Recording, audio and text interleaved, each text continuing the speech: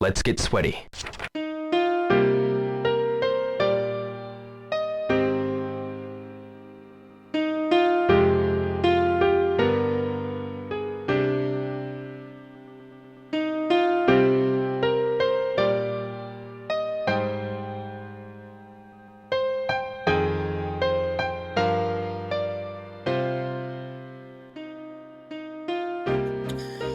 Hello and welcome to the Shenmue Dojo show.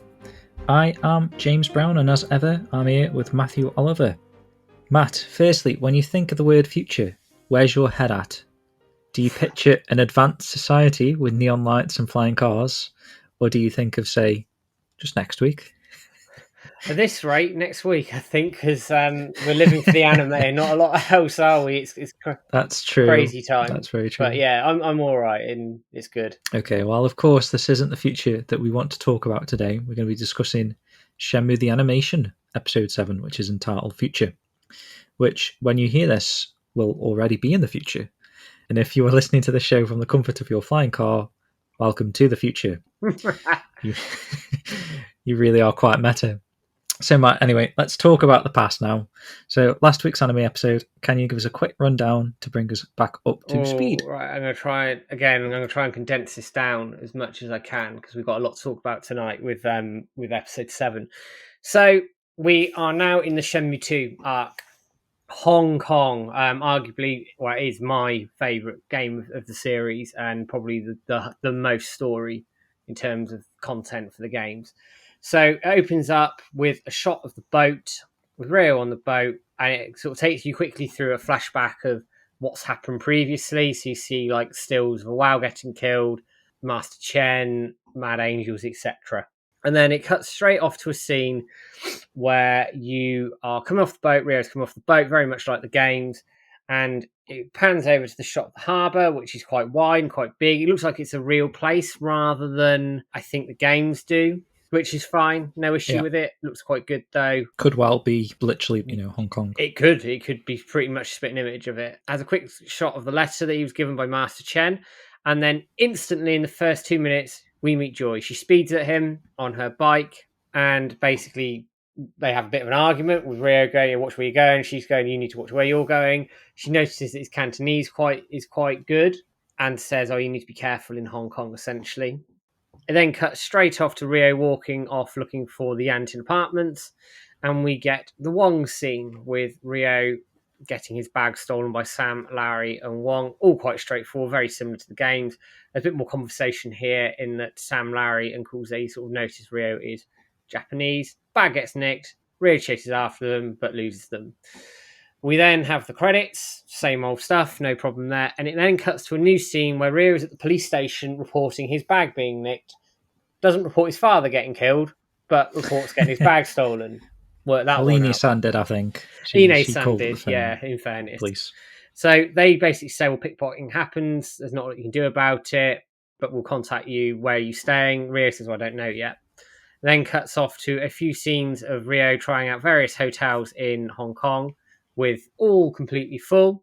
And you have a very short scene of Ryo walking the Phoenix Mirror and the letter going, well, at least those weren't stolen. He had his money with him, etc. So unlike the games where everything gets nicked, he managed to keep his money, which is quite a nice little touch there. We then go off into another scene at Lotus Park where Ryo finds Jianmin practicing his Tai Chi, who invites him to spar. Ryo spars with him, can't touch him, and Jianmin shows off the Iron Palm for the first time.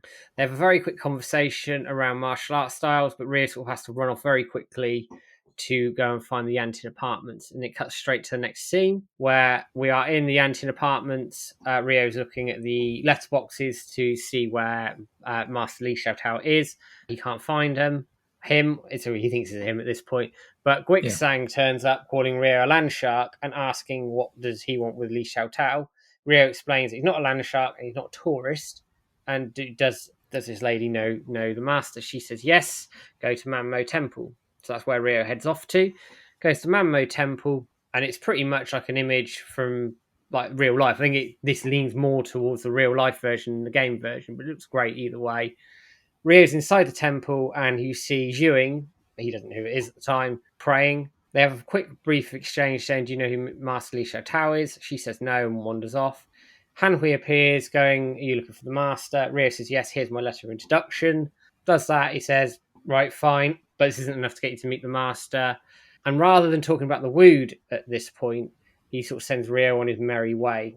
Outside the temple, Ryo and Ewing have another conversation where basically Ewing turns around and says to Ryo, you're letting everything going on cloud of judgment. You can't see what's right in front of you.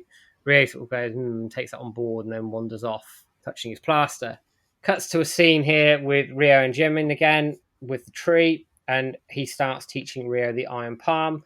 He gets quite frustrated at this because he's not very good at it, and he can only make one leaf come down. While this is going on, there's another cut scene with Joy and Wong sort of tells Joy that he lifted a bag off of a Japanese tourist that happens to be Ryo, and sort of Joy twigs on this quite quickly.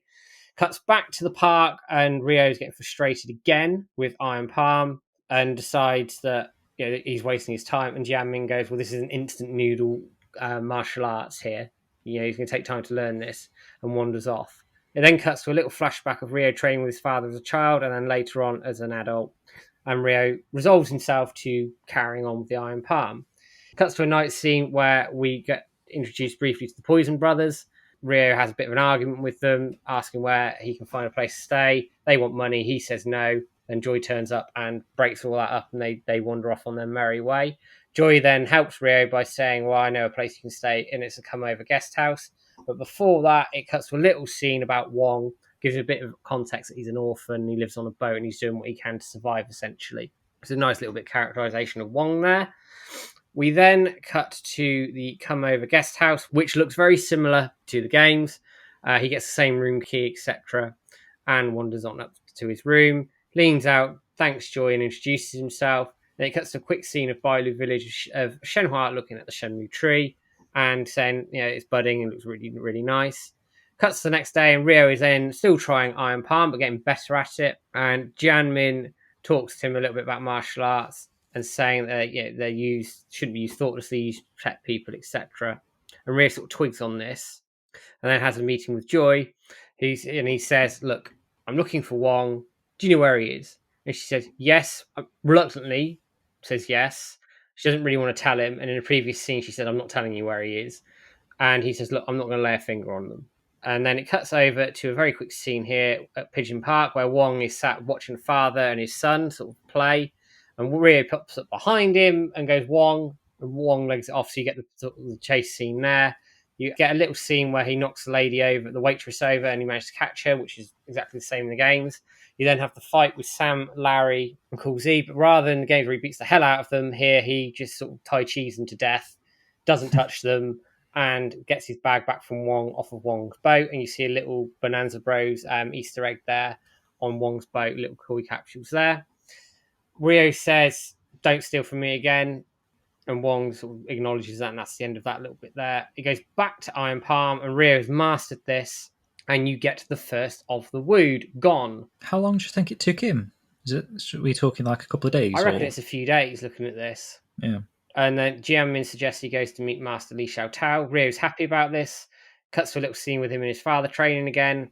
And then before you get to Manmo Temple, you get a quick scene of Ryo and Joy having a conversation on the street. And you get, in this conversation, a little flash of Lan Di sat in the castle from Niaowu, which is awesome. Yeah.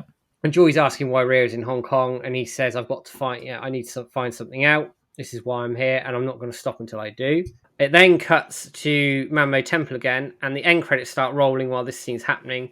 Ryo quotes the Wude at Hanhui, and behind there, Ewing turns up and is introduced as Master Li Xiaotao. Ryo is shocked, and then that is the end of the episode. But you get a very quick scene at the end of this where Sam, Larry, Coolsey, and Wong are talking to a figure in the shadows who happens to be Ren. Ooh. Yeah, it makes me think, actually, after you reading that again, I know this was a quality episode, by the way, and I think insane. Absolutely insane. The Shenmue 2 stuff is it's going to be amazing, really exciting stuff. But I don't want to talk too much about it because that is the basis of this particular episode that we're about to talk about. But the fact that episode 6 there, in a sense, even though he only just arrived in Hong Kong, the whole episode was still kind of just about him learning that first Wude, wasn't it? It was very cleverly put together. It set everything up really quickly, but still focused on the Wude. They got the pacing right between the Shenmue stuff and getting the story moving.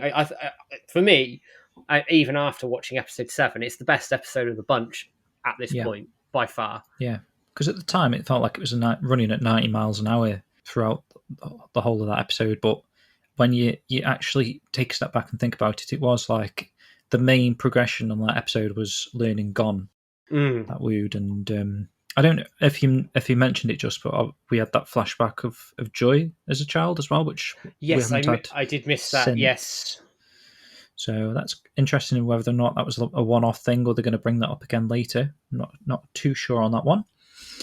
But let's jump straight into episode 7, Future. So here's the synopsis. Ryo coincidentally meets Li Xiao Tao, the person he was looking for. Li Xiao, being a master of martial arts, easily defeats Ryo and tells him to go home. Thinking he lost because he does not have enough strength, Ryo goes around Hong Kong to find a martial artist. He soon meets Zhong Quan. Zhong Quan. Is that how we pronounce that? Yeah. Though it sounds like Jean-Claude Van Damme.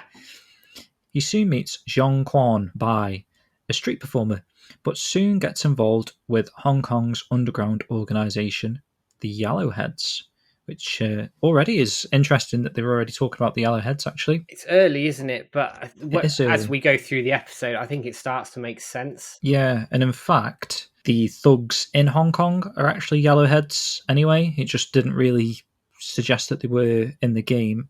That I remember anyway, not until Kowloon. They are indeed, and on stream, and I'll put this on the screen for everybody when I do the video. Yes, Joe Kitchen put together a really nice quick image for us to show the comparison of the anime Yellowheads to the game ones, and it's 1-to-1. It's absolutely spot on. Like, they don't have to do this stuff, but they do. Every time they excel in this sort of little minute details that mean a lot for us, but for like a standard fan, neither here nor there. But for us, it just makes all the difference, doesn't it? Well, it's insane to me because obviously I'm a hardcore fan, and even I didn't recognise some of these characters as they were happening in the anime, and then seeing Joe Kitchen put the actual 3D models of the characters in the exact same positions. He's like gone in and tweaked the files so that they spawn all in a row like that, like in the anime episode that we'll talk about in a moment.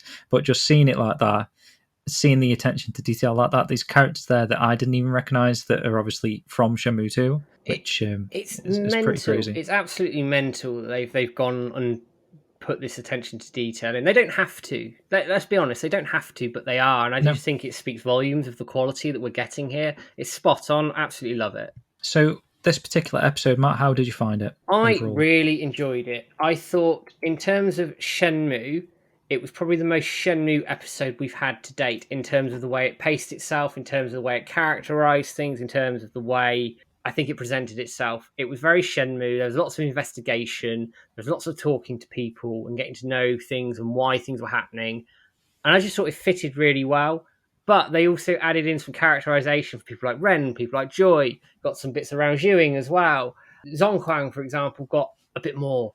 All that stuff just fitted really well. It's not my favourite episode of the bunch at all, but I think it's the most Shenmue, and I think that speaks volumes, actually, in terms of the way they've put this episode together. Good episode, loved it. Definitely agree with all that. I think, like we were saying, is you've had the 6 episodes now. The non-Shenmue fan who's just been introduced to Shenmue through the anime, they've invested themselves through 6 episodes. I think at this point, it was a nice point to have a more slowed down, relaxed episode.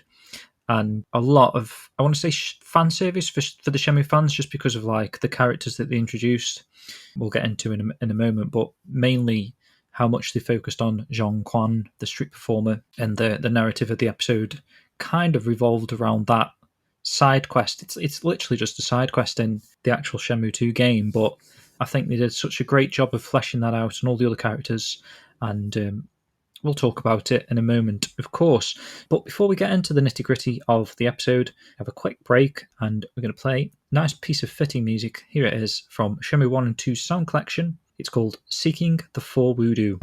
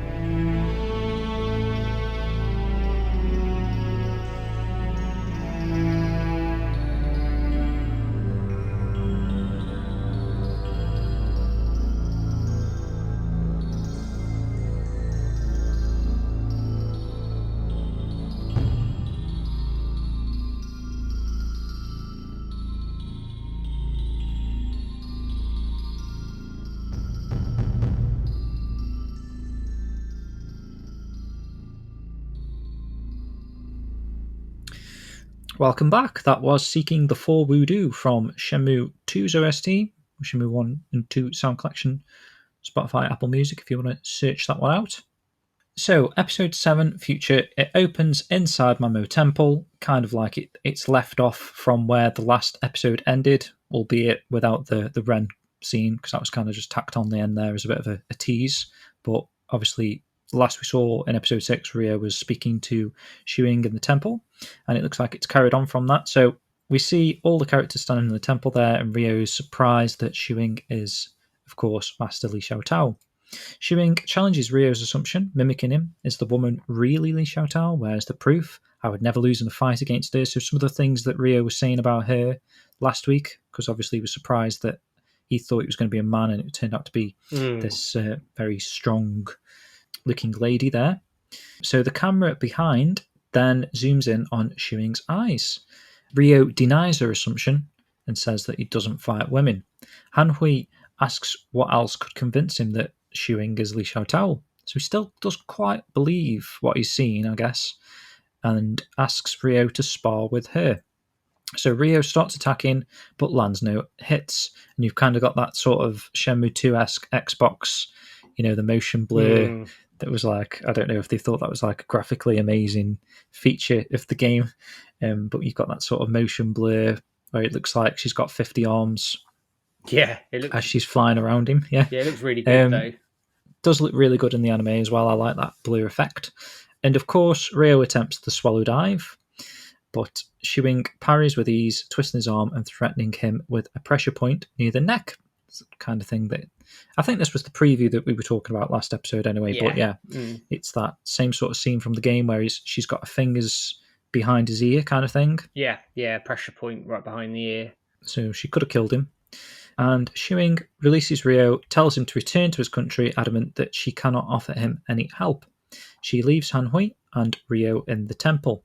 Then we get the opening titles, and after that we're seeing Mamo Temple out in the front yard. And this was a cool moment, actually. You hear like this sort of like very anime girl sort of voice, and I instantly knew it was going to be Fang Mei. Yeah. She says, "Your skills just aren't up to the challenge."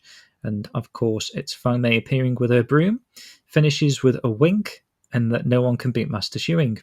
Ryo blinks, then Han Hui comes out, berating Fang Mei for meddling and telling her to get back to work. Fang Mei agrees and says see you around, to which Ryo replies that he thinks he won't be back.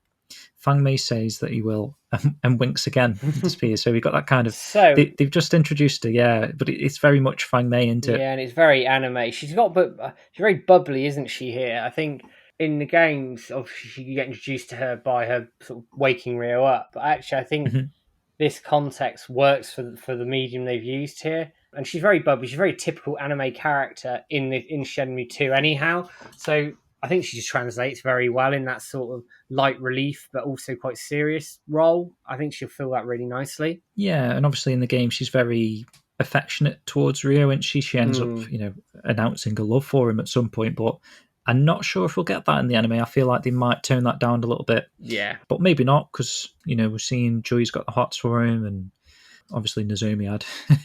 So he gets the women, if he wanted to anyway. Wow, yeah, he's just not very good at it, is he? No. So Han Hui asks Ryo what it was like sparring with Master Tao, and Ryo responds that he felt like an open book. What do you reckon he means there? I think it's because she was reading his moves, like she could tell what he was going to do, and was dodging it every time, nowhere near. He couldn't touch her, so I think she could read his kung. It's reading his kung fu, isn't it? Reading the opposition's move and then counteracting that and having that presence of mind to do that. Obviously, Ryo doesn't at this point, but she's obviously a highly trained martial artist. You can quite easily take him down. I think it's the first time where Ryo's actually been sort of faced up with somebody who is legitimately stronger than him, like by a distance. Yeah, that's true, actually. Yeah, because like Chai wasn't really. No. And he didn't really try and fight Landy as such. So yeah, it probably is the first time that he's actually... What was he like with Jianmin last week? Did he... I mean, he didn't hit Jianmin, but it was a spar, and I don't know how Ryo took that. I think Ryo and had maybe a bit more respect for Jianmin because he was a man. I don't know. I'm just reading between the lines here. But I think here, this is like certainly Ryo's first realization of quite how far behind he is. Interesting. So Han-Hui berates him for judging Master Tao by her appearance, and that Ryo had doubted her strength and wondered how come a woman like that could be a master. Han-Hui asks if he is wrong, and Ryo just clenches his fist. Han-Hui asks if Ryo said that he came to seek Master's help in finding Yuan Zhu, which Ryo confirms, but says he does not know what to do now. He's a bit stuck now. So Han-Hui tells him to go to the Guang Martial Arts School, which perked my ears up because then I kind of knew where they were going with this. Ryo asks what for, and Han-Hui tells him that there are 4 Wude he must achieve, and that the first step should be learning what they are. So obviously he already knows one of them. Yeah. Gone last week, right? Yeah. But Ryo does ask 4 Wude, which Han-Hui confirms, asking if he ever considered that the shortest route to what he seeks isn't a straight line. Very different, isn't it? Yeah, which I was trying to think, like, what does he mean in the greater context there? Like, he needs to go down here to do something else? Like, it's not just a straight thing, it's like he needs to do something to achieve something else, kind of thing. Yeah, I think so, because I think Rio's very much been very headstrong, go one direction, that's it. Whereas I don't think he's appreciated everything else around him. And in order to get to his destination, he's going to have to learn things he doesn't know. So I think that's what Han-Hui is sort of saying to him. You're going to have to go left, right, up, down, and do all these bits and pieces to get where you need to be. And if you don't do it, you're not going to get there. Makes sense. So in a flashback, Ryo sees himself talking to Shuing wearing the red dress outside of Manmo Temple earlier, where she is berating him for being so consumed by his desire to see what stands before him, that the more he searches, the more he loses sight of what matters. So that those sort of words are probably running through his head. Han-Hui says that with time, the master might change her mind, and Ryo says that he will try as Han-Hui turns his back on him, walking back into the temple. Ryo asks why he's helping him, which Han-Hui turns around and basically says it's not for your sake before heading in. Not for your sake. I wonder what he means there as well. Is that like... I thought that was a weird line, actually. Like, why else is he helping unless he's doing it because it's almost like part of Zhuing's teachings and he understands what she's going for, so he's sort of doing it because that's what she wants? I don't know. Or is he Master Chen stuff? Possibly, maybe? yeah, because he knows who Master Chen is. He's like, well, I'm doing it as a favour sort of thing. But I did think it was weird. Like, maybe they give some context on it in the next episode, possibly, because they don't in this one. So we then move on to the Guang Martial Arts School. Before this, you see sort of a load of neon lights with food and restaurants and the camera panning down towards the street with people walking. Love that shot. On all the neon cool signage, etc. It's feels very Hong Kong-esque, that sort of tight-knit feel of a big city. It feels really cool.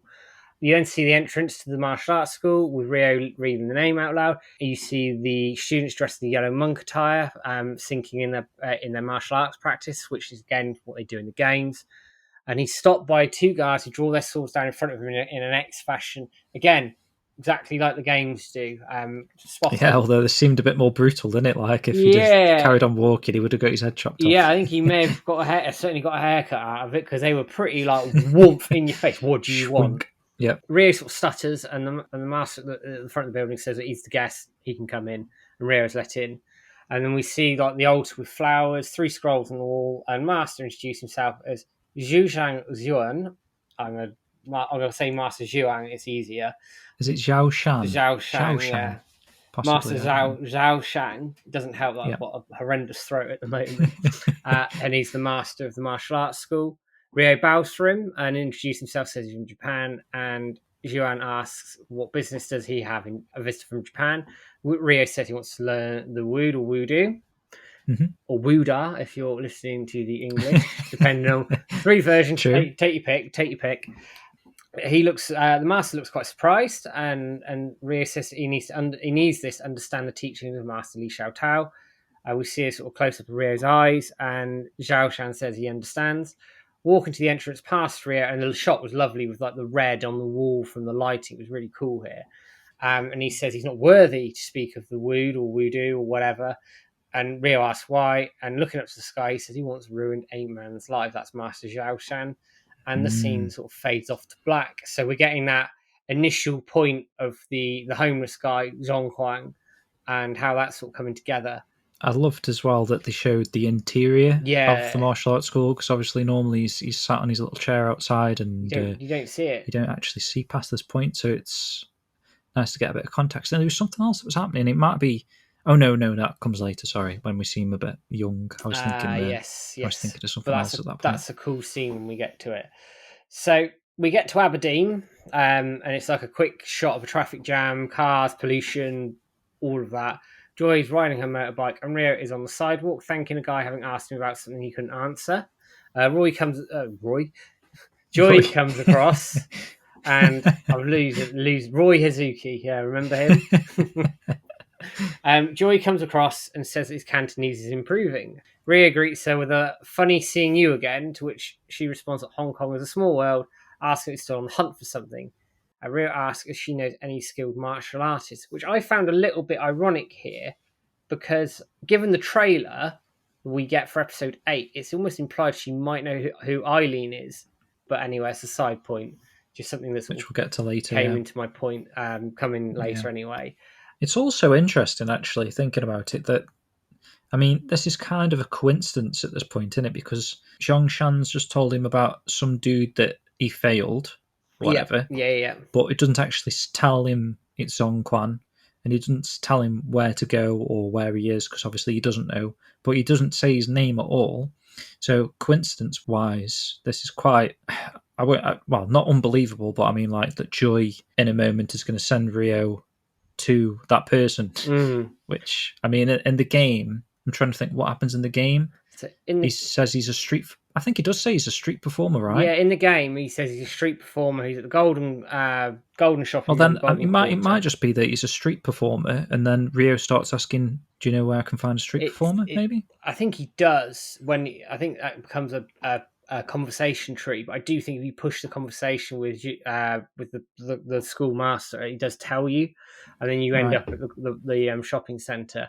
But here, sort of including Joy in this makes sense. It fits her character. She's obviously trying to help Rio. A bit more characterization. She's very willing to help him. I think probably, and Rio's more willing to accept it than the games. Do you think they're trying to make the Joy to be the Nozomi of Hong Kong, but like obviously she's not on the same sort of persona as Nozomi, who's like the sweet innocent girl. Like Joy's obviously a bit more reckless and stuff, but she keeps popping up to lend a hand like she did in the anime. Yeah, I would agree with that. I think you are going down that Nozomi route, just with I think she's a slightly stronger character, a bit more headstrong than Nozomi, certainly in both anime and game, in fairness.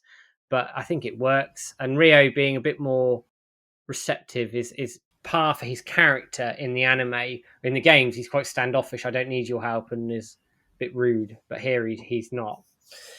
So Joy sort of talks about saying that martial arts aren't really her thing, asking Rio if she wants to hang out and she can show him around. Rio declines.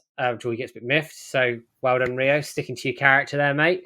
And they seem to remember that she's heard of a street performer at the Golden Shopping Mall that had taken some thugs out if they were yesterday's garbage. So Rio sort of piqued his interest here at this point. This is adding a bit of context now. Yeah. What happens later, right? Where that is actually performance, but everyone thinks that he's having a real fight or something. Well, they're all yellowheads, I'm pretty sure, in that shot. We'll again, I'll pull this up because Joe Kitchen did a shot for us on this one.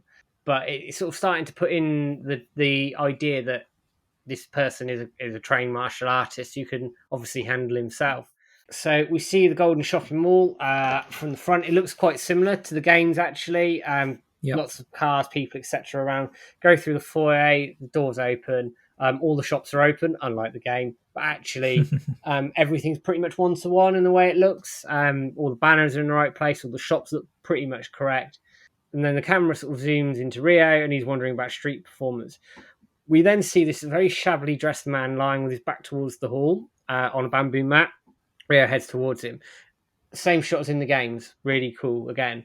Rio makes to disturb him, and the man asks if he's with the Yellowheads. Rio's confused because he doesn't know who they are, and says, well, I'm from Japan, basically. And the man asks him to forget about it, turns to face him, and he says, well, I'd like a beer at whatever time in the morning this is. Now, this is funny. The man opens a legitimate can of San Miguel. I think it said Sun. But yeah, it's San Miguel, isn't it? The branding's the same. It's all the branding's the same. And I couldn't tell if it was like Sun Miguel or did change Miguel as well. Maybe he just nicks it. spills it all over his beard, exclaiming, "There's nothing like the first drink of the morning." Ryo is not impressed by this. The man says it's time to start, and Ryo asks what for, and he giggles and goes, "Ah, you'll see." Shouts to the crowd, asks people to come closer. But Ryo is a karate expert from Japan, will shatter the rock that he's holding up. As we know this from the games, this is part of their introduction.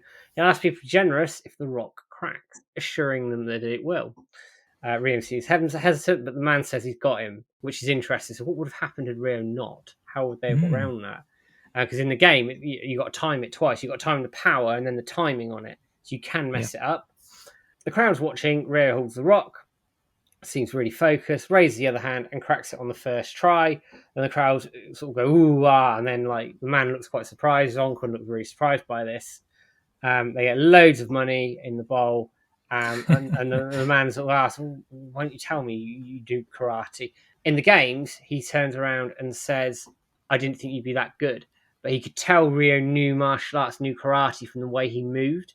I thought that's a very interesting change here. It works. There's no real bearing on the story. I just thought it was an interesting change at this point. He introduces himself as Zonkwan, saying that him and Ryo can make a killing together with a hand on his shoulder. Ryo sort of introduces himself, says he's not here to perform, but to find a martial artist who can teach him about the Wude. Zonkwan gets a look in his eyes, sort of shrugging it off, seeming annoyed that the kid wants Wude. Ryo asks him, does he know about it? And Zonkwan says he's not worthy to speak of it and tells Ryo to go elsewhere, very similar to his master. And Ryo brings this up to say, the master at the Guang school said that he's not qualified either. And Zonkwan sort of seems surprised by this. He goes, well, do you know the honourable master? Ryo questions the use of honourable. Again, he's shrugged off, gives him a cut with money and legs it. And we see Zonkwan walking away with Ryo sort of eyeing his back. This scene, they've got some added context to it in terms of the conversation that goes on. But broadly speaking, it's very much one-to-one with Shenmue 2 and the way it's presented, the rock, the crowd, the way Ryo approaches him. It's all very, very similar to the games. They've just put some added context in here, which I think is a theme for the whole episode here. It's very much the game, but with a lot more stuff in it that fills it up and gives you more characterization that I don't think the game can give you. And I like it. I really like it. Yeah, I agree. Because I think in the game at this point, he hands him the letter. He does. Already, yes, he? yes, he does. We're not quite there yet. No. So we're back on the Hong Kong streets. We see streets and alleys in Hong Kong and Joy riding a bike. Suddenly, a knife's thrown into the street in front of her and she stops her bike, stating that isn't the most friendly way to ask someone out on a date. Of course, it's Ren's knife, if you're familiar with how Ren's knife looks. And he says that no guy in Aberdeen would even think of hitting on Joy. Joy laughs. A bit harsh. Ren says that Wong has told him everything, that she is helping some Japanese dude. Joy says that she's free to do as she wants. Moving her bike, Ren stops it with his hand, asking her to wait to tell him about Ryo. Joy then has a flashback where she sees Ryo walking off, stating that he can't abide with the law of the land until he has accomplished his goal, and that's what he's come to Hong Kong to do. Joy kind of smiles whilst remembering the flashback and tells Ren to go find him himself if he's so interested to do so. Ren then asks where he can find him being Ryo, and Joy says that he's looking for martial artists and that she has told him about the Golden Shopping Mall. Ren repeats the name of the mall, crunching his eyebrows. So again, we're getting a slight different context on Ren. The introduction here, obviously this doesn't happen in the game, but seemingly it seems like Ren's on the hunt for Ryo, whereas in the game, obviously, it's Ryo on the hunt for Ren.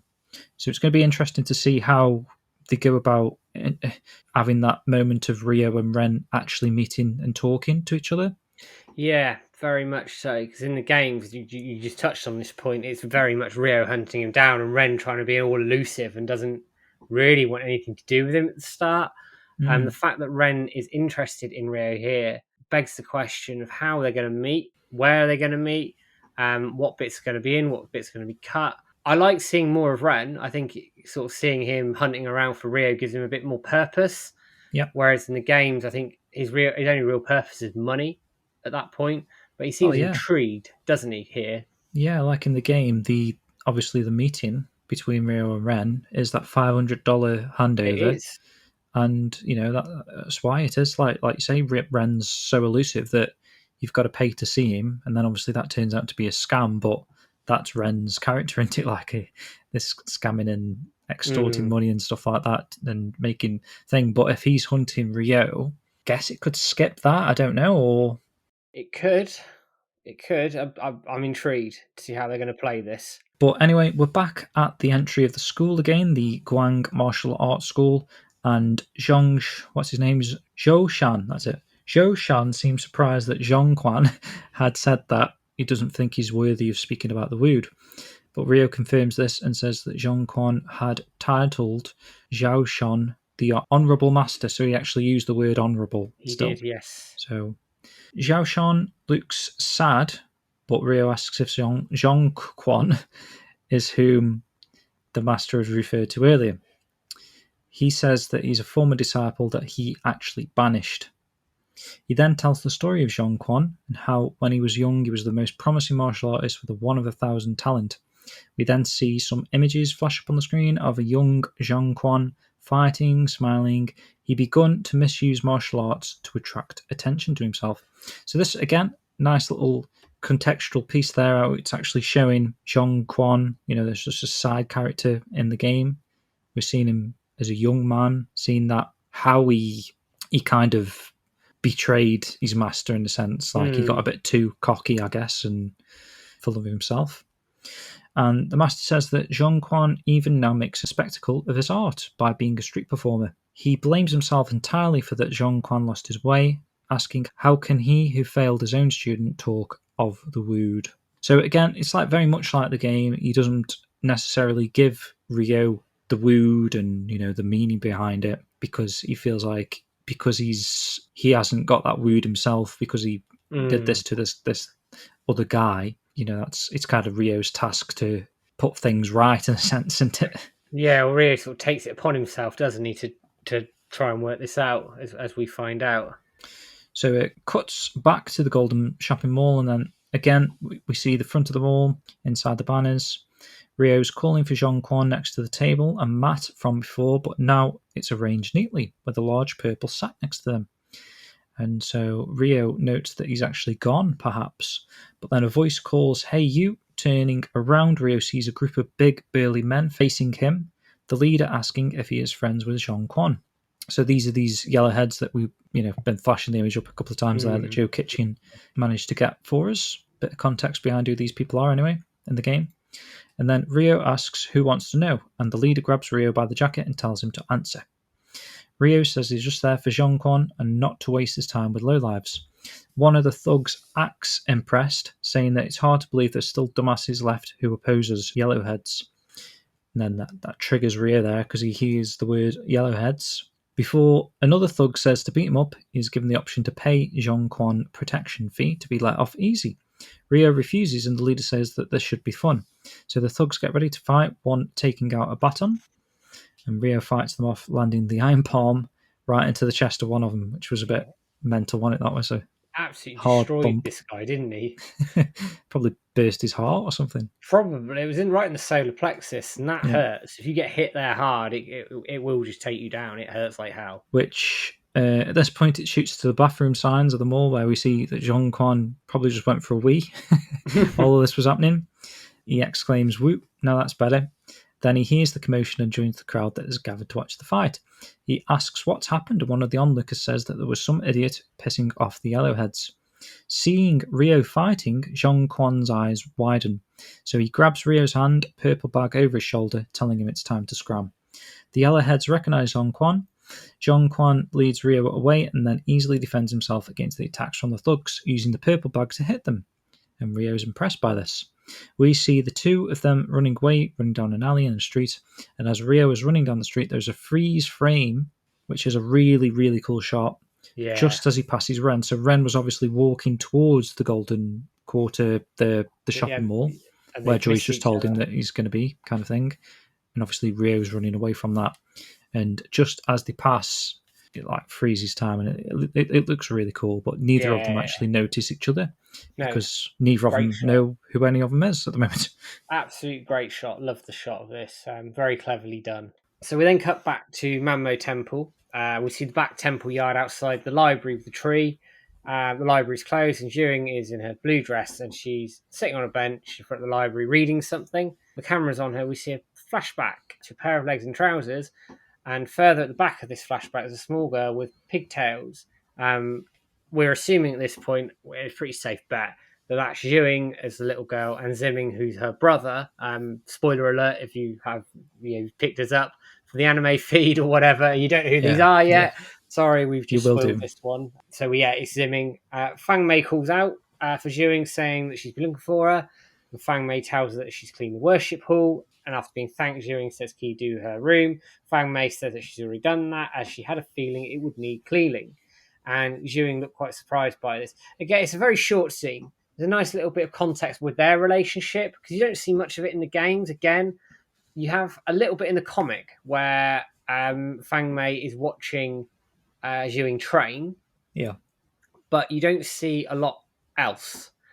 So having this little bit of context of their relationship is really cool. It's as I said, it's in keeping with the episode of just giving these characters a little bit more background, a little bit more reasons to why they're there and how they're going to influence the story. So it's perfect. Again, it's very Shenmue, actually, to have a scene like that. Mm-hmm. In the game, Ewing's always quite stern, isn't she, and keeps herself to herself. And yeah, she does. It's nice that you are getting this interaction between her and Fang Mei. Like I say, it kind of fleshes them out a little bit. It does. So it's a great little sort of point here. Cuts back to the Golden Shopping Mall. We see the front of the mall again, and there's a siren in the background, and a guy's explaining about the fight between the Yellowheads and Rio, and saying that one of the people involved was foreign. The officer asks if he saw anything else, and there's a little camera shot to the side showing Ren eavesdropping. The guy saw nothing else, and Ren sort of huffs and then goes and leaves. So it's Ren and Rio just missing each other. Nice little scene to add the context to that. It then cuts to Aberdeen.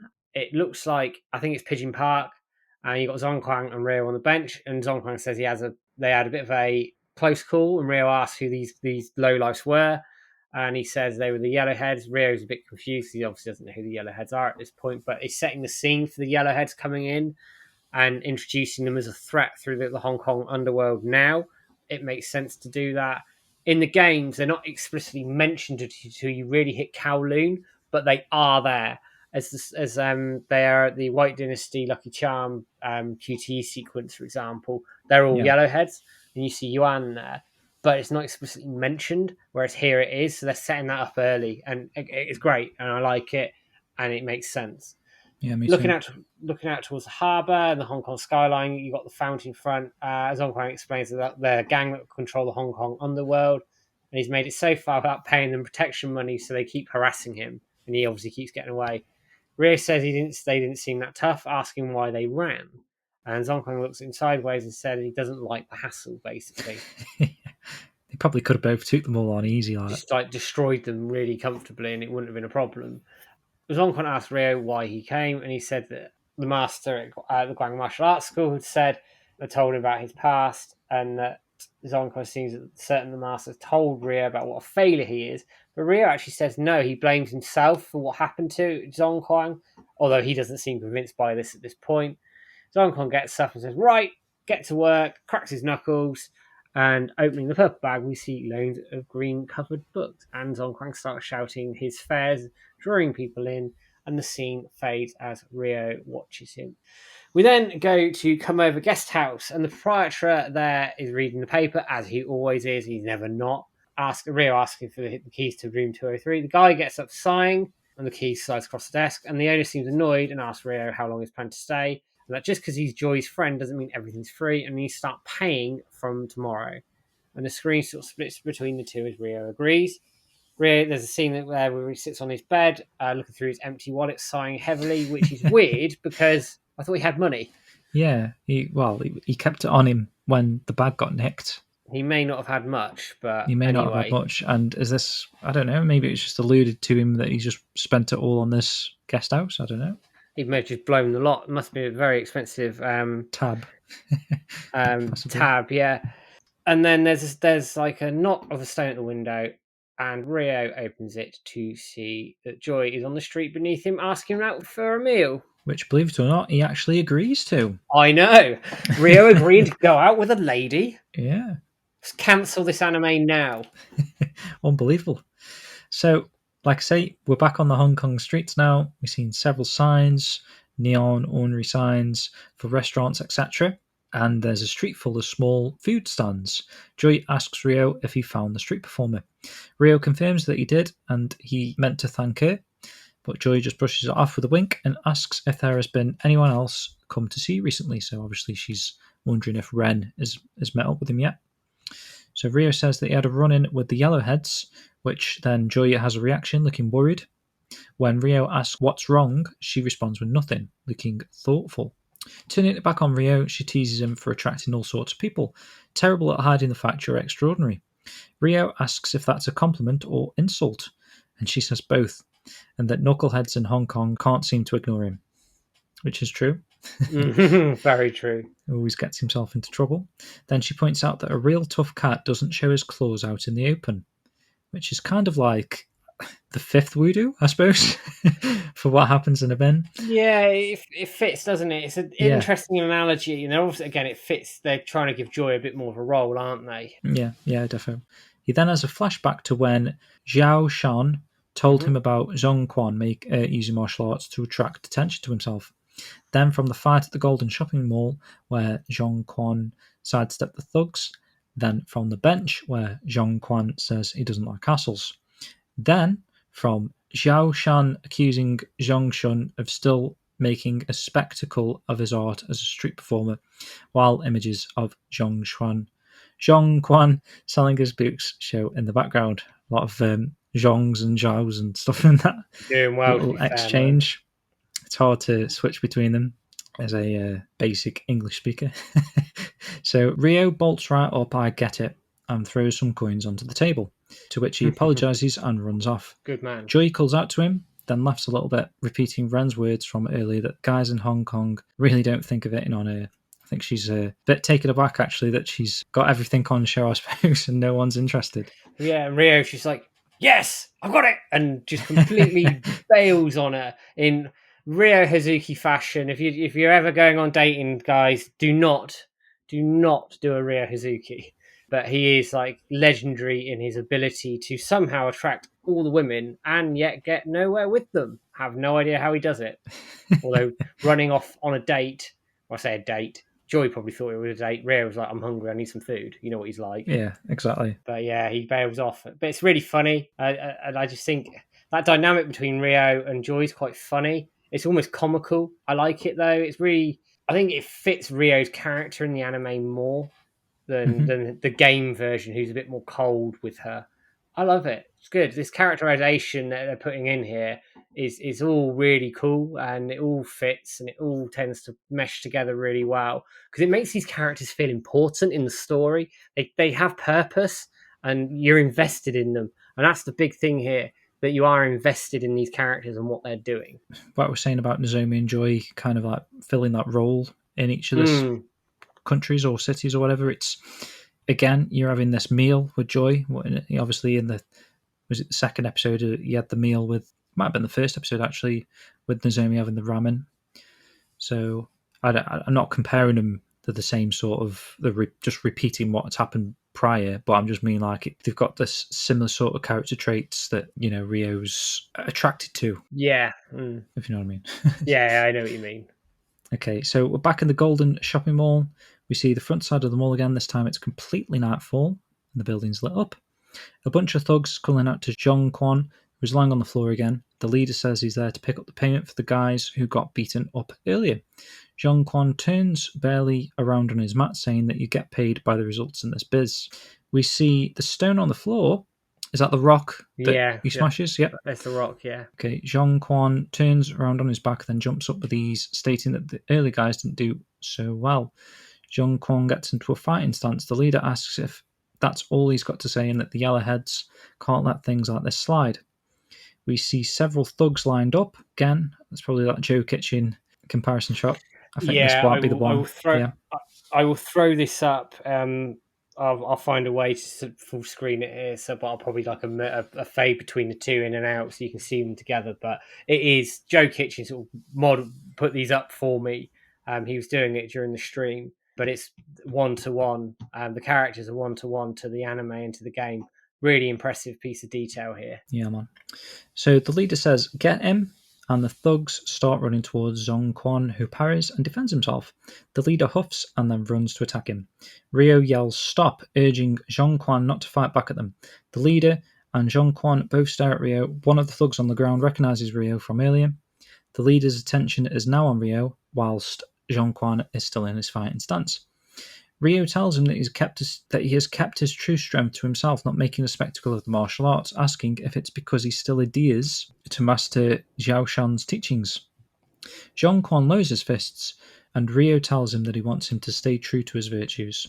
A thug reveals a big knife, telling them to shut up, running towards Zhong Quan, who easily knocks him to the ground with a purple bag. It's full of books in it, so... Yeah, it's quite hefty. Yeah. Ryo gasps. Zhong Quan states that they were just horsing around, not doing a show nor martial arts. The leader of the thugs laughs, saying the kid it's a laugh. Other thugs are struggling on the floor when they all leave, helping one another. The leader says he's sure he'll meet Ryo again before leaving, continuing laughing. Zhong Quan asks Ryo how he had figured it out that he doesn't fight. Ryo repeats that tough cats don't show their claws out in the open. That line that Joy just taught him a moment ago.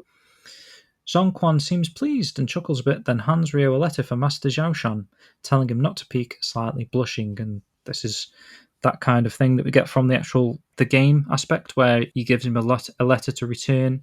That we don't actually ever find out what it says in the letter, does it? But it's he does. He says, "I failed G or whatever, right? I broke G, but however, I never got rid of tune nor fist." Yes, bang on. That's what he says in the game. Yeah. And Ryo smiles and agrees. Well, agrees to go take the letter to Master Xiao Shan. That leads us nicely back to Guang Martial Arts School, where inside the main building of the school, we see Xiao Shan holding the letter from Zhong Quan, Ryo explaining who it's from. So the master looks surprised. Ryo explains that Zhong Quan had quit street performing while he opens the letter. It reads, "My vow of Ji is broken, but like a tune that enchants the mouth, the martial arts yet enchant my hands." So yeah, a little bit different than what you just said a moment ago. That was from obviously actually from the game, but yeah, kind of still rings true. Ryo asks what it means. Xiao Shan explains that it's all about the Wude Ji, to keep your heart free of conceit, never use force blindly or flaunt technique. We see the sign for G in large, bold, red characters next to Master Xiao Shan. Ryo says it's another one of the Wudu. He further explains that it's just like those that love music constantly humming. So does the mind of a martial artist, always thinking of their fists to never cease training. As he explains further, we see the inside of the Golden Shopping Mall, the big sign, the staircase, and Zhong Quan laying on his mat reading. Although Zhong Quan has broken G and now lives a new life, he never put the path of martial arts behind him. And then it zooms in on his face quite nicely. Nice sort of moment here. And the master looks up and out at the sky, which is now brighter than earlier, and speaks warmly of Zhong Quan keeping his path. Excellent. So, to finish us off, we go back to Manmo Temple. We see the spirals of the incense, and Zhuing is standing in front of the altar with her blue dress, and she's praying. She stands up as Ryo's voice recites Ji as he enters the temple. As Zhuing stands with her back to him, Ryo says that she knew he lacked the understanding of Ji and inquires whether that was the reason she wouldn't help him. Closing her eyes, and I thought this is quite symbolic because I think it's probably a little bit of a nod to her brother and Ziming and what he goes and does. I agree, mate. Yeah. She confirms that indeed he did not know the meaning of Ji, turning towards him, but she says it's not her only reason, and Ryo asks why. Now, she doesn't give an explanation here, but we know from the little sort of cutscene of the little girl and the trouser legs of where she's going with this, essentially. But I won't say anything. I can't wait to see them cover it's this. It's going to be good. But I won't say too much more here because I don't want to spoil it for people who may haven't got to this point yet. For sure, man. So walking down the stairs, she sort of turns around and again is refusing to help him. Ryo asks why. And she says it matters not and she won't change her decision. Clenching his fist, Ryo says he feels the same and Zhuing stops in front of him. Ryo says that he refuses to give up and Zhuing narrows her eyes. And it gives the flashback to the same thing we were just talking about here. Yeah. A boy's voice echoing Rio, "I won't give up," Ewing, which Ewing then opens her eyes and walks past Rio, asking him to follow her. So that link's being made. That link, that similarity between her situation and Rio's is being put together nicely here. Go to the Daiyuan apartments. We're in the hallway of the building, facing an open door, and Rio asks where they are. Inside the room, Ewing and Rio are standing, and Ewing says it's her room and that Rio will stay there. And I have, as going to be a shot coming out of this, it's 1-to-1 with the games again. It's spot on. They've done a hell of a job on this. Again, the anime interiors are ridiculous how close they are to the games. Great work. Rio seems confused, and Ewing says she has no intention of helping him. But then, since Master Chen sent Rio to her in good faith, she can't ignore it. Rio says he appreciates it, Master Li Xiaotao. Ewing actually introduced herself as her proper name, Ewing Hong. Rio seems relieved and calls her Master Ewing and thanking her again.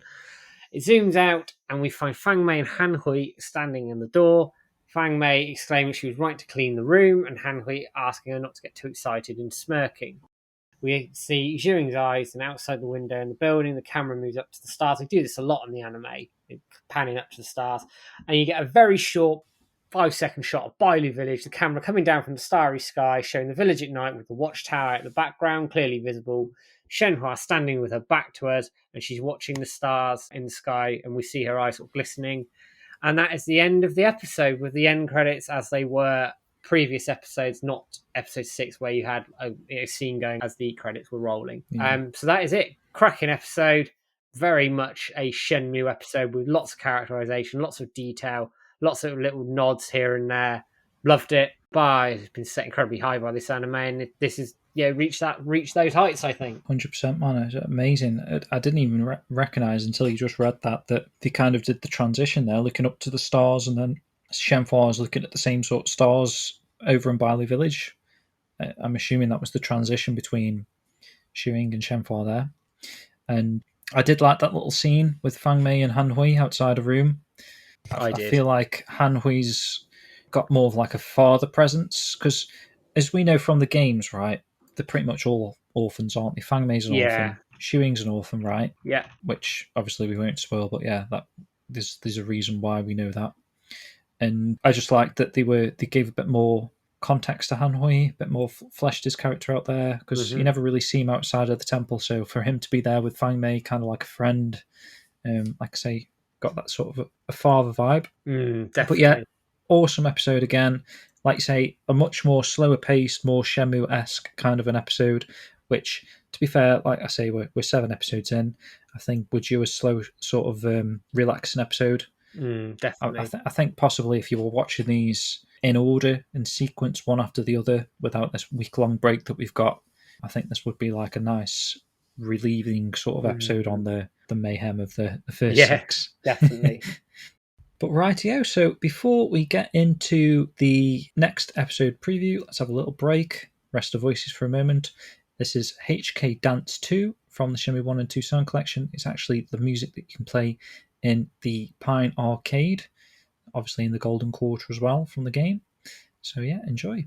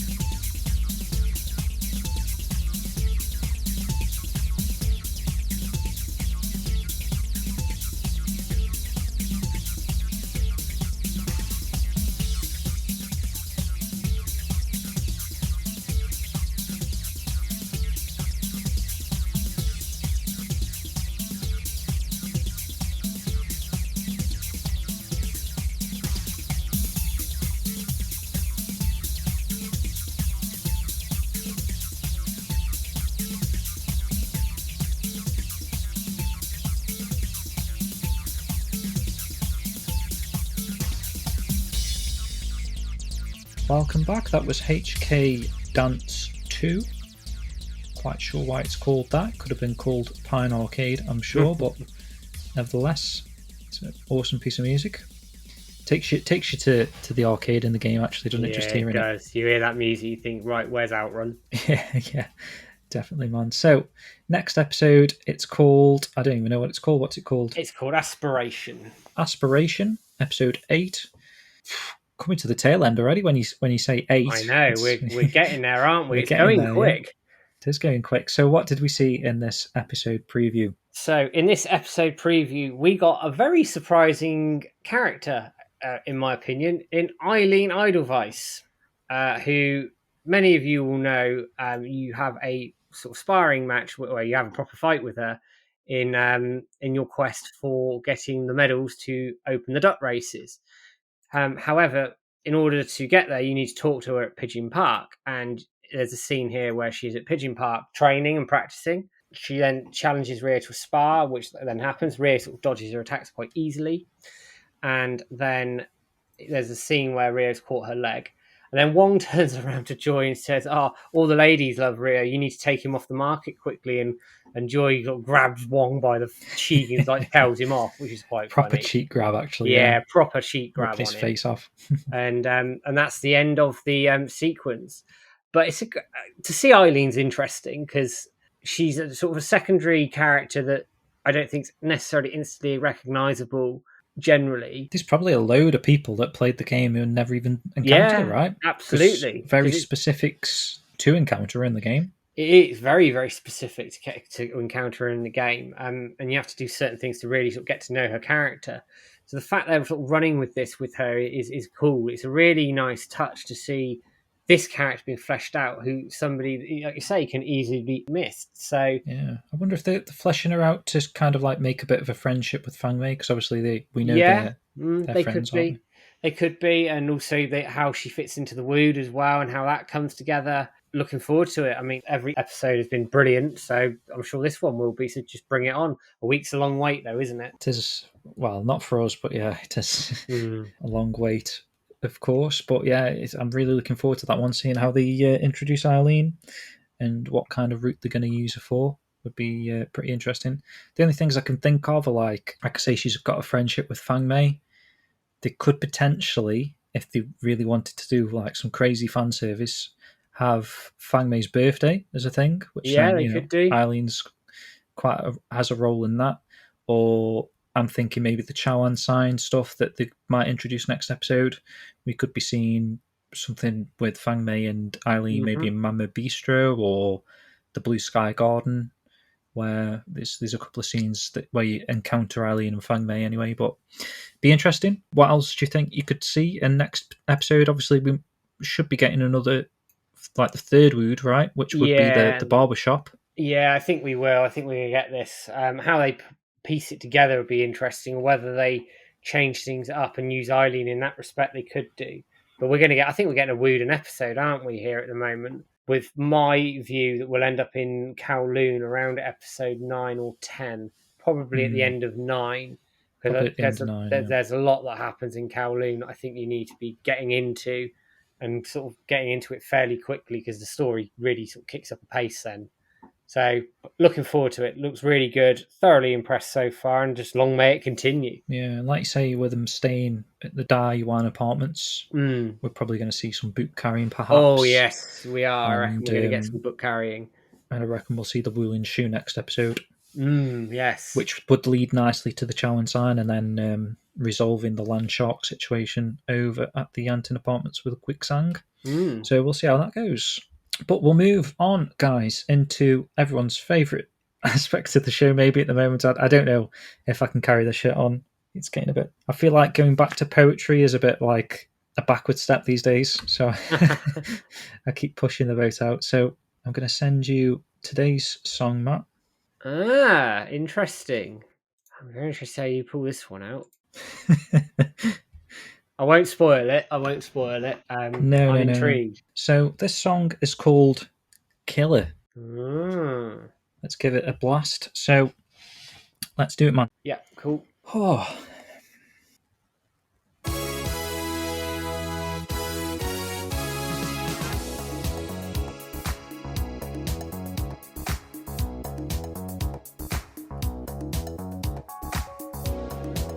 It's close to midnight, running home from Sakura Oka Park.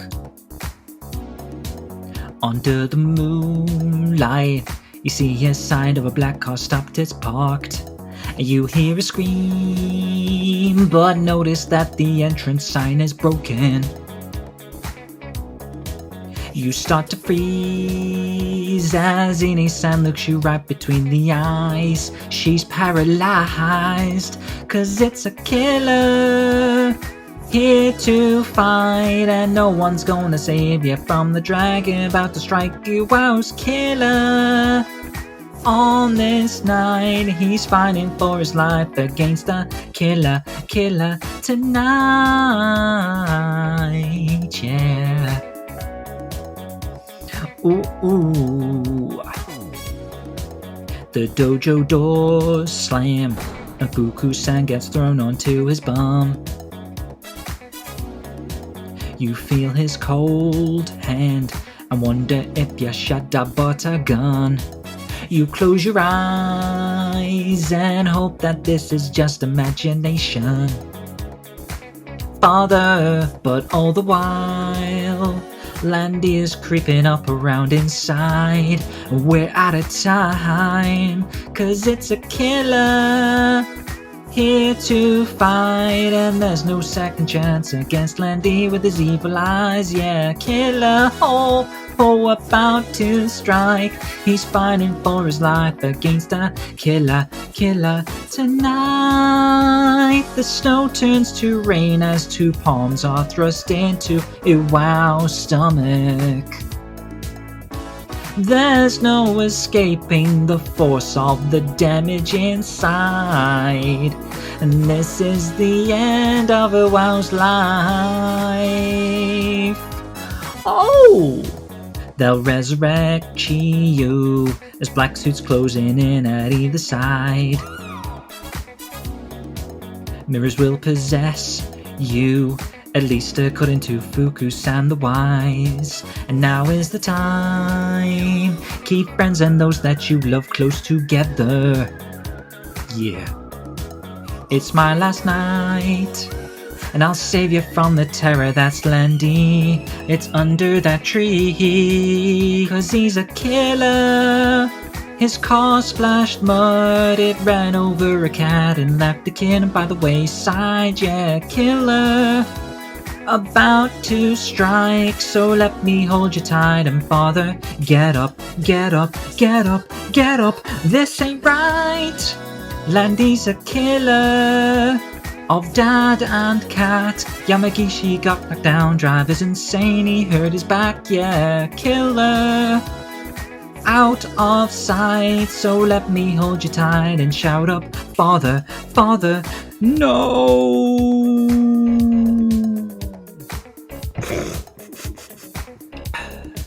I'm gonna cry tonight. Darkness falls across the land. The dragon mirror is close at hand. Iwao crawls all covered in blood. Landy's terrorizing the dojo op. And although the phoenix has not been found, Landy nukes Iwao up and down.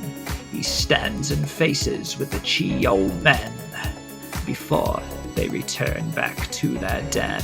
He's gonna kill you tonight, killer. Killer, kill you tonight. Oh, Daddy, gonna kill you tonight. Kill you tonight. Oh, Father, killer. Oh, Daddy. Oh! Thunder and lightning is in the air. The plot to take back both the mirrors. Punches and kicks from every turn are closing in to seal Iwao's doom. And though he fights to stay alive, his body starts to weaken. For no mere Hazuki can resist the evil of Iwao's killer.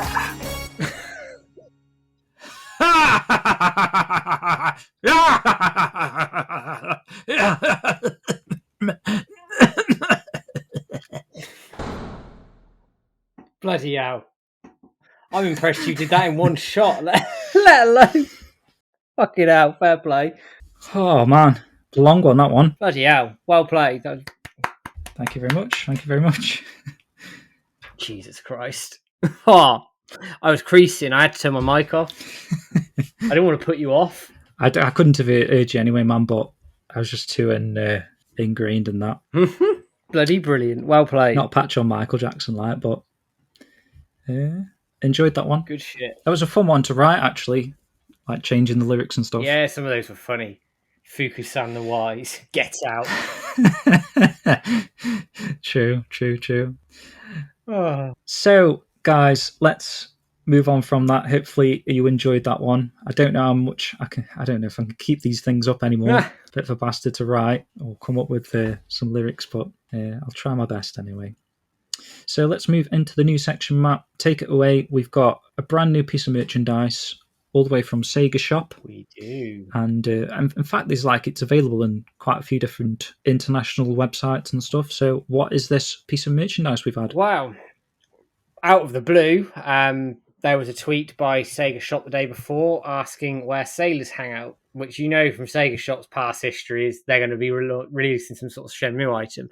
The next day at 3 o'clock UK time, we got a brand new 10-inch, I think it's 10-inch, I'd have to check the advert, it might even be 12-inch. No, I think it is 10. Yeah, we got 10. A brand new 10-inch statue of Ryo Hazuki dedicated to the Heartbeat bar fight. So Ryo sort of stood over the broken bar, stool knocked over, milk on the floor. There's a little box of matches from the games there as well. It's a nice touch from the games. And it's available on Sega Shop, Zavi, all across Europe. You can get it in America on Just Geek, I think. Do it over there. They do all the numbskull stuff. And I also believe you can get it in Japan. Cracking item. Attention to detail looks really good. The jacket looks spot on. Looks really, really good. It's 90 quid in UK money. I think it's $109 US. I don't know Euro exchange rate. It's probably around 115, 120 Euro, something like that. And I don't know what it is in Japan, but it's a really awesome Shenmue piece. And I would urge anybody who's debating getting one to get one, because like me, when I missed out on the first figure statues, for example, you're going to end up paying through the nose if you want one second hand. So make sure you get yourself one because it's a cracking item. Get it now, pre-order it now. Yeah, we're not sure how many they're limited to. No, we like Met says, don't miss out if you can afford it. I suppose. And I'll be doing an unboxing of mine when it shows up, and it's due for release in August. So you do have a bit of time to get your pre-orders in, but I recommend it to any Shenmue fan out there. For sure, man. And the attention to detail on the actual base and stuff like that. You've got a Heartbeats bar coaster and the little box of matches. And there's also a bit of a joke there with the spilt milk, I'm sure. Yeah. But yeah, go pick that up or go check it out. We'll throw the links in the show notes and the description, of course. So next up is just released, actually. I think we might have mentioned it last week, the themes that are part of the anime, the opening theme and the ending theme. They're getting releases, obviously, in digital form. Yep, that's right. At the moment, hopefully we will see a soundtrack at some point.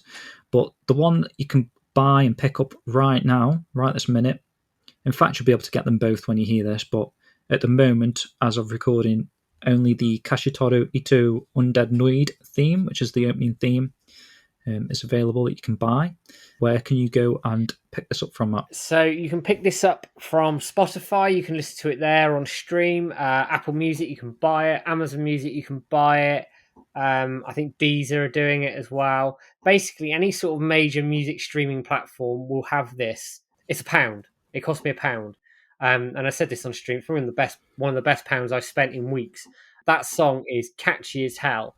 And it's a really good song. The sort of 3.5 minute version is brilliant. Yeah, it's the full version as well. We didn't mention that. Go and pick it up. It's only £1. You've got nothing to lose, and you'll be humming it for weeks, believe me. And while you're there, while you're reading this one, go pick up another £1 and go get the Naro Dora Sympathy, which is the ending theme to the anime as well. And that is pretty much available if you're listening to this on the Friday anyway, or any point after the release of this podcast. It's available, and you can go and support that as well.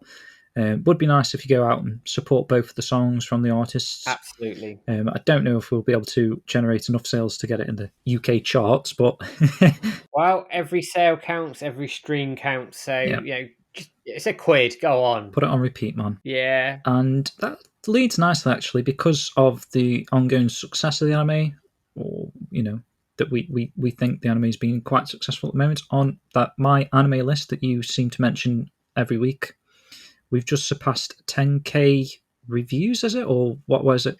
So it's 10,000 people have Shenmue the Anime on their watch list. So 10,000 people are intending to watch it on my anime list, which is quite a big milestone for a new IP anime. So it's like a niche anime series on like a niche anime website. Yeah, I mean, my anime list is well known to anime people. That's just a fact. But I mean, it's ranked fairly well. It's got 10,000 members. So it's 10,100 members now. I'm looking at this, and nice. it's popular, and it's also popping up on IMDb. It's being popular. Crunchyroll. It's got 5-star ratings. It's trending on Twitter every week as well. This anime is doing well, and it's impressing people. And I just want to get the word out there that if you are impressed by it, get out there and let people know. Rate it, talk about it, get involved in the communities, get involved in the forums, get involved in all the chat around it, because it will create a buzz and it will help us get a season 2. And what we really want is a Shenmue 4. So get involved, guys. If you're unsure about rating it or whatever, just go out and do it. Just get out there and rate it, whatever you like. But we want to get that conversation going so that helps make a season 2 and a Shenmue 4 at the end of the day. Yeah, and there's other outlets as well, like YouTube. Go give your opinions out on YouTube, and we'll share that. I mean, just recently we've seen the Huber syndrome with Michael Huber and Brad Alice, who are obviously both enjoying the anime as well. Obviously, we'd assume Huber would be, but it's nice to see a video dedicated to the anime as well. Hopefully, that interests a few more people as well. Yeah, and they're going to pick it up again at the end of the anime as well. And it's seeing like Michael Huber pick that up through Easy Allies, which is obviously quite a big outlet in terms of gaming. Yeah, it's great. I know they're big Shenmue fans anyway, so they're slightly biased, but they're loving this. They're loving this anime. The only thing he was annoyed about was they didn't do the forklift race. Forklift race. He was upset about that. I'm hoping to get him back on actually. For an interview post anime and talk to him about the anime as a whole. That would be good. Yeah, we'll see. If he's listening to this, drop us a line. We'll get you back on. And they did say they do another video, I think, at the end of the anime run as well, which I'm looking forward to. And that leads us nicely, actually, mentioning the interview series there, Matt. You've just dropped the Adam Scipione interview. I have, yes. Last week. But can we expect anything else from you in the coming weeks? We can. I am in the middle of recording the interview from Guizhang's voice actor, Jeremy G. I'm putting that together probably over the next couple of weeks. Jeremy was a great guest, really patient, actually. I had some real issues with Zencaster, actually, on it. So I think I ended up having to do about 4 recordings. And I'm having to chop pieces and pieces together to get it all to sound coherent. But he was really patient, really good. Gave some great insights into Guizhang, how he got the part, etc., and working on the anime. It'll be out hopefully in a couple of weeks. Looking forward to it, man. And like I say, the Adam Scipione interview is cracking as well. If you've maybe if you back the documentary and you've been wondering the status of that. Very close, actually, aren't we? Yeah, we're very, very close. And as I said last week, I think for the backers, they're going to do a link for a digital version. So while you're waiting for your Blu-ray disc to turn up, you can already watch it and do your stuff and all the rest of it. So it's imminent. It's happening in weeks that we'll get this, and I can't wait to watch the thing. No, I've been looking forward to this for a long time. I mean, it's been 4 or 5 years. I know it's taken a long time to make it. There's been lots of things going on around the project. But to see this being finished and the excitement around what this finished product's going to be, I can't wait. No, and I really hope it comes to like Netflix as well or something like that. I think that would be amazing, really especially with the anime going on and a bit more interest in Shenmue at the moment. It probably would get some more eyes on it, which would be great. And the final piece of news, guys, just a quick update regarding the anime release in Japan. In case you were wondering, we've now got an actual release date. Matt, if you want to tell us. So, the release date in Japan is the 7th of April, so we're only a few weeks away. It releases at midday Japan time on that day. It will be across a load of streaming platforms over there. I believe it's on Amazon, Hulu, and some other streaming platforms in Japan. So that is going to happen. It's going to be weekly, so they're going to get episode 1 and next week episode 2, etc. So we're going to be finishing this ahead of them, which, if there's any Japanese fans who listen to this and are following our like Twitter and everything and haven't seen it yet, you might want to mute us for a few weeks because we're going to spoil everything. Because obviously we have been spoiling it. So we're going to be 10 weeks ahead by that point. 9-10 weeks is quite a significant way ahead. I'm interested to see how it's going to be received in Japan, but if it's received well in Japan as well, I'm becoming more confident that we'll get a season 2. Obviously, nothing's guaranteed, but I'm hopeful we'll get a season 2 of this. Yeah, I'm sure we will. The way it's going, fingers crossed. Anyway, but yeah, so watch out for that, guys. I assume it's all going to be in Japanese, maybe even Japanese subtitles as well. Maybe I suspect so. That could be the version. They'll have the option of it on whatever streaming platform it will be on. I'd be surprised if they didn't. Yeah, and you don't think they'll have the English dub as an option? I don't know because of licensing. I mean, we can't get the English dub here. That's true, yeah. So I don't know whether they'll do the English dub. I hope, assuming we get a home release of this thing, that they put both dubs on the Blu-ray. That would be fine. I think I'd they happily will take that. I think that's pretty much standard, right?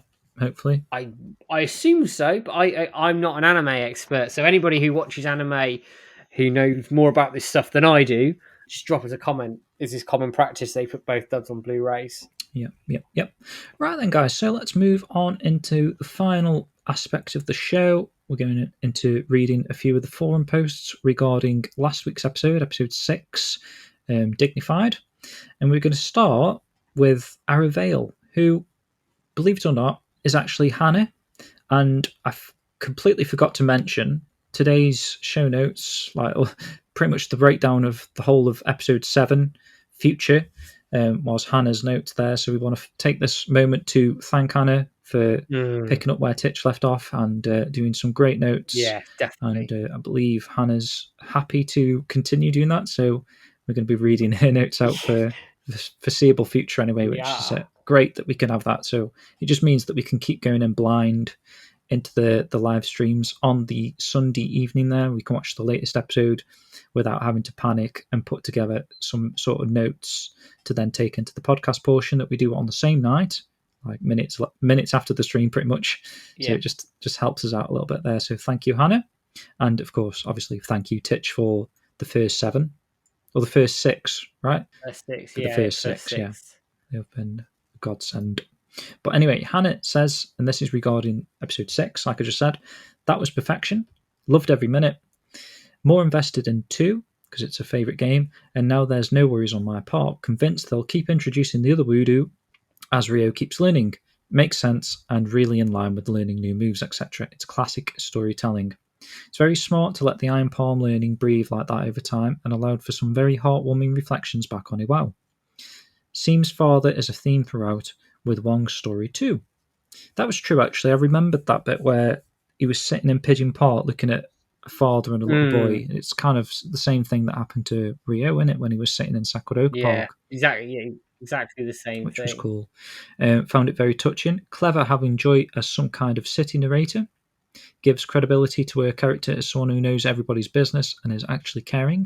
Hope we get to see her fleshed out even more, and seems like it, judging by that short scene. Wish the final scene didn't have the ending on top of it, but I get the time constraints.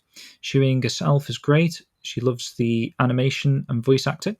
Han Hui is also very well done.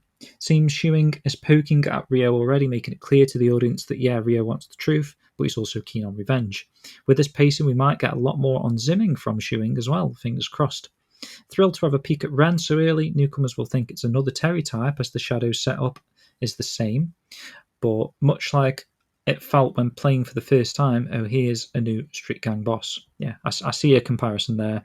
At the time it felt like another thug sorts. Very happy with this lot. Feels fresh, different pace from Yokosuka, just like in the games. They showcased Hong Kong as a large, somewhat impersonal city. Excellent. Was hoping they would adjust the opening animation, but maybe that'll be next week or not at all. Keep people remembering Nozomi. Bet they'll change the ending animation in any case, but hope they don't continue to have the story beneath, although it got as an extra 2 minutes. Yeah, didn't change the ending animation, but at least they didn't do it over the final scene, I suppose. Although I was fine with that actually last week, because it did get us an extra 2 minutes more story of the episode. Yeah. I think if it works and they can do it well, then it's no problem. But I think overall, I think most people are leaning against it happening too regularly. But if you need to do it to get something in, I see the point. Last week was a point, case in point of that. Really, they probably were already squeezing enough out of the episode anyway, weren't they? Yeah, didn't they just? So we then move on to Spags, who says easily knocked episode 4 off the top spot as my favourite episode. Wow. Plenty of meaty story stuff laid down that'll pay off in the rest of the season's run, I expect. I'm presuming the forward will be something Ryo learns progressively over the next few episodes rather than all in one go. Again, this is pretty much where we're going with this, which all makes sense for his arc in the wider context of an anime adaptation via a video game quest. Hopefully general audiences found it as satisfying as I did. And I think they are. I mean, I've just seen like reaction videos of people who don't know anything about Shenmue really enjoying this anime. So I think we're in the right ballpark here. Yeah, I'd like to see it more for like he says in episode 6, see how they react to being in a brand new country as such. It's exciting times anyway. Down by Lorne X says, terrific episode. Guess I'm in the minority that I like the use of the ending credits to tell more story. Yeah, he is, by the sounds of it. That's going to add up to around 20 minutes of extra plot over the next 8 episodes, rather than just me turning it off as the credits roll. It's true, he's got a point there. Like, if they needed to, they could. Obviously, they didn't do in today's episode, but I'm not against them doing it again, like you just said. I'm not, no. No, he really liked how they created the panel from Shu's shot of Ryo getting off the boat. Love how they handled Joy, Jamin, and even the old lady from the apartments was spot on. Ryo shouting his name to Joy out the window was such a nice character touch, as was him proving Jamin wrong by being back at the tree the next day. The big emphasis on the Wude filling the screen tells me that Ryo will learn all 4 during his time in Hong Kong. He'll probably pick up another during the spar with Shuing. He liked the shot of the plane too. The opening credits showing the overhead shot will probably appear next week too, and he's excited for the next episode. Yeah, sounds good. And the next episode was excellent, so we're all good. And finally, we go on to Jibby. Wow, this is everything I wanted from start of Shenmue 2's arc and more. Really love the rendition of Hong Kong they've gone with. It has a different vibe from the games, but I don't mind that one bit. I also like that they're wasting no time introducing the strong supporting cast, especially Ren. The fact they've made Ryo a target for Ren this time instead of the other way around is a twist, but it definitely makes sense in this context. I'm curious to see how it all plays out. The way they're handling the Wude is also interesting. Drip feeding them to us throughout the journey is something I never considered, but I can see how it would make a good plot device for when Ryo runs into a blocker that can only be resolved by learning a Wude. Overall, this is my favourite episode by far, and next week can't come soon enough, and I will echo that again. Next week could not come soon enough. Totally, man. Especially with that little Eileen tease. Yeah, we're in business. Really, really cool stuff. And that's it, guys. That is episode 7 done and dusted. So hopefully you can join us again on the Sunday to watch the next episode live with us, going in blind, of course, and then join us again the following Friday as we break it down just like we have done today. So, Matt, we're going to wrap the show up with some more fitting music. Hopefully Ryo will end up meeting this person in person, possibly next episode, in a bit more than just that passing on the street that they did in episode 7. So yeah, you might know what music I'm about to play here. It's called A Man Named Ren. But yeah, thanks very much again for listening to the show, guys, and we'll see you next week. See you next week.